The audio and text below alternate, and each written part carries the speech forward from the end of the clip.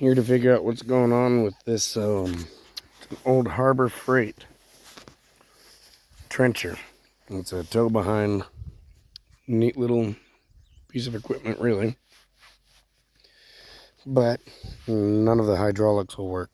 So first thing we're going to do is go ahead and pull this off, fire it up, see if it'll squirt. If it squirts, then I'm going to move directly to the relief valve, take it apart, clean everything up, see if we can start fresh. The pump works. As you can see, it got all the way over here. So, good to go on that. Going for the valve now. Snoops.